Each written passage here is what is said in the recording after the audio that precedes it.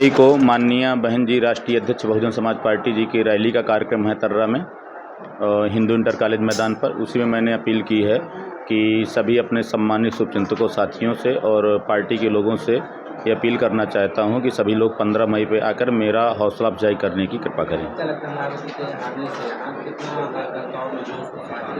देखिए, जोश बहुत ज़्यादा है कार्यकर्ताओं में और हमारे जो शुभचिंतक साथी हैं बहुत जोश से चुनाव लड़ रहे हैं। उनका सबका आशीर्वाद मिल रहा है, बुजुर्गों का आशीर्वाद मिल रहा है, युवा शक्ति पूरी ताकत से लगी हुई है और सबका आशीर्वाद मुझे बांदा चित्रकूट लोकसभा में मिल रहा है। चुनाव के कुछ दिन रहे, क्या लग रहा है जनता कितना समर्थन मिल रहा है आपको?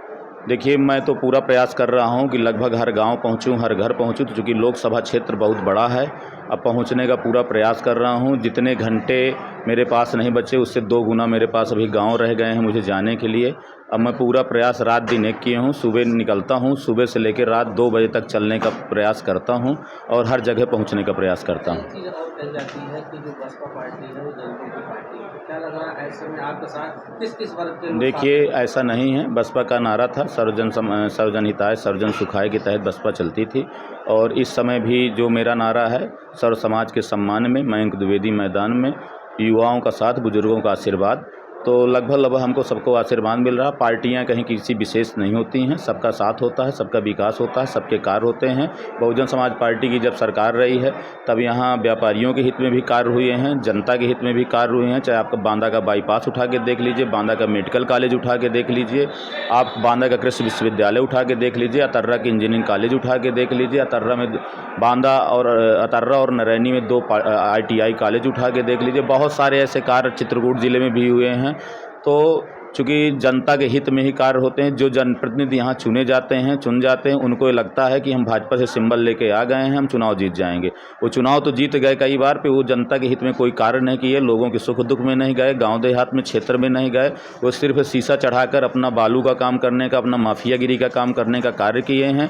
सिर्फ उनकी अवैध गाड़ियाँ जो बालू खनन करती रही हैं, जिससे उनके अवैध खनन करने से, अवैध गाड़ियाँ चलाने से बहुत सारे जो हमारे व्यापारी थे, बहुत सारे जो हमारे ट्रांसपोर्टर थे जो उसका व्यापार करते थे बालू का, गिट्टी का, जो बेचारे नंबर 1 में लेके बालू और गिट्टी लोगों के पास बेचने का कार्य करते थे, अपने जो व्यापारी थे वो भी व्यापार करते थे, उन लोगों का हित हुआ। चूँकि लोग फ्री की बालू उठाते हैं, फ्री की गिट्टी उठाते हैं और उसको जो है बाज़ार में कंपटीशन करके जो छोटे व्यापारी हैं उनको हक मारने का प्रयास करते हैं। अभी जेपी नड्डा आए थे, उन्होंने मंच से कहा था कि जो भी बालू माफिया है उनको उखाड़ फेंकना है। उसके बाद कल भाजपा के कार्यकर्ताओं ने और सपाइयों ने आरोप भी लगाया।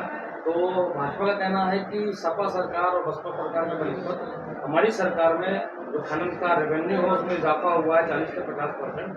क्या कहेंगे? देखिए, बसपा में भी पिताजी हमारे विधायक रहे, स्वर्गीय श्री पुरुषोत्तम नरेश द्विवेदी जी नरैनी विधानसभा से विधायक रहे। आज तक हमने न कोई बालू का खनन चलाया है, न कोई बालू का कारोबार किया है। हम भी रूलिंग पार्टी के मेले थे उस समय। जो है कोई भी एक भी व्यक्ति नरैनी विधानसभा को बता दे कि हमारी कोई एक बालू की गाड़ी चलती रही हो या बालू का व्यापार हमने किया हो।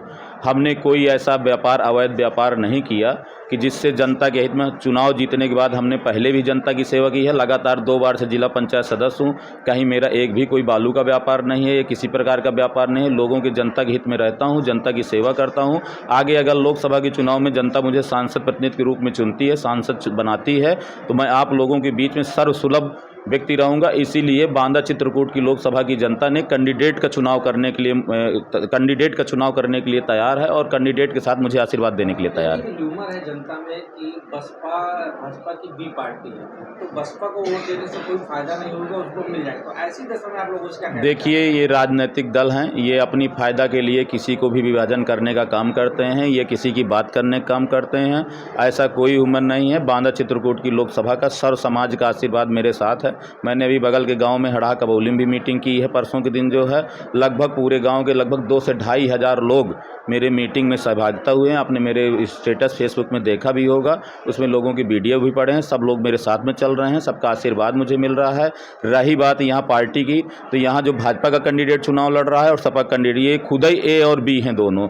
वो तो कह रहे हैं कि मुझे न दो तो उसको समर्थन दे दो, वो कह रहे हैं मुझे न दो तो उसको समर्थन दे दो। दोनों को समझ में नहीं आ रहा कि किसको समर्थन लेना है, किसको देना। क्या लग रहा है सपा पे जो कर रहे हैं मुस्लिम वो आपके साथ आता है। देखिए, सबका आशीर्वाद मुझको मिल रहा है, चाहे वो मुस्लिम समाज का वोट हो, चाहे यादव समाज का वोट हो।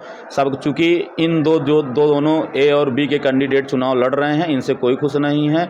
सब लोग जानते हैं कि चाहे ए वाला जीते तो कहानी वहीं से शुरू होनी है, चाहे बी वाला जीते तो कहानी वहीं शुरू होनी है।